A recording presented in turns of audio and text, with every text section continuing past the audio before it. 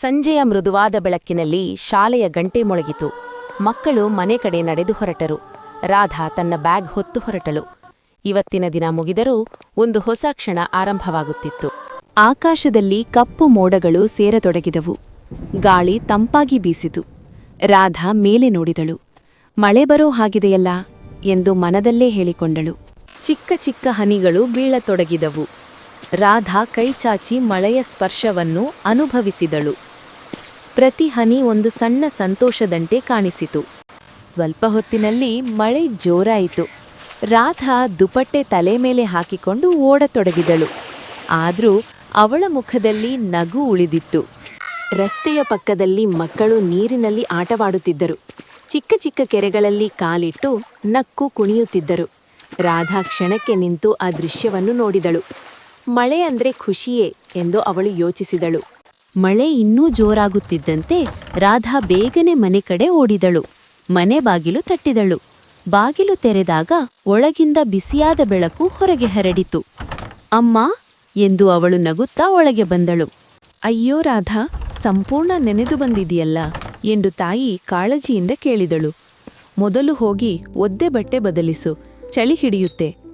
ರಾಧಾ ತಲೆಯಾಡಿಸಿ ಒಳಗೆ ಹೋದಳು.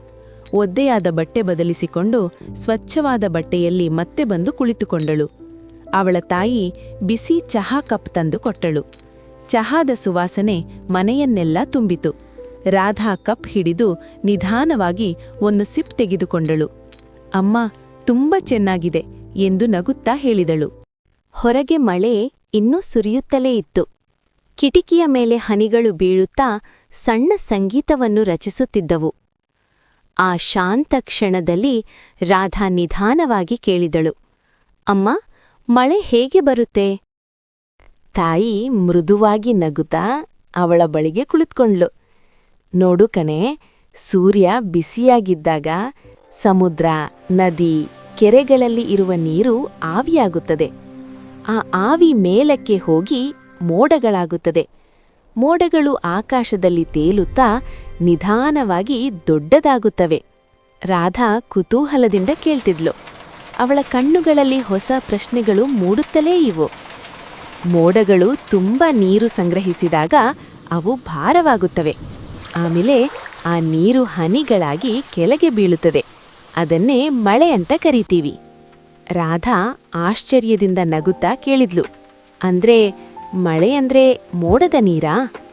ಹೌದು ಕಣೆ ಎಂದು ತಾಯಿ ಸಿಹಿಯಾಗಿ ನಗುತ್ತಾ ಹೇಳಿದ್ಲು. ಸ್ವಲ್ಪ ಹೊತ್ತು ಇಬ್ಬರೂ ಮೌನವಾಗಿ ಮಳೆಯ ಸದ್ದನ್ನು ಕೇಳುತ್ತಾ ಕುಳಿತರು. ಹೊರಗೆ ಹನಿಗಳು ಕಿಟಕಿಯ ಮೇಲೆ ಸಣ್ಣ ಸದ್ದು ಮಾಡುತ್ತಾ ಬೀಳುತ್ತಿತ್ತು. ಅಮ್ಮ, ಮಳೆ ಬಂದಾಗ ಏಕೆ ಚಳಿಯಾಗುತ್ತೆ ಎಂದು ರಾಧಾ ಮತ್ತೆ ಕೇಳಿದಳು.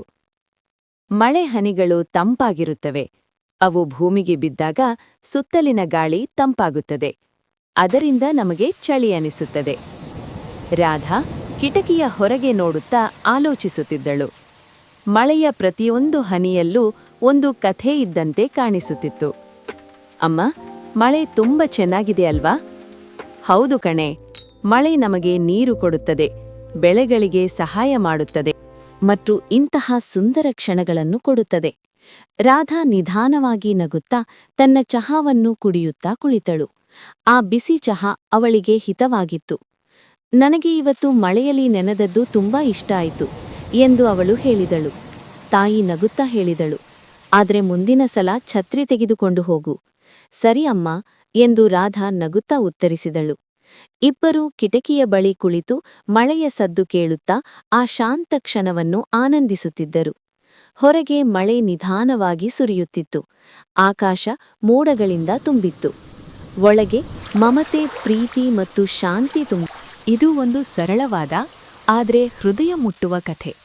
ಮಳೆಯ ಸೌಂದರ್ಯ ಮತ್ತು ಮನೆಯ ಸೌಕರ್ಯವನ್ನು ಹೇಳುವ ಕಥೆ.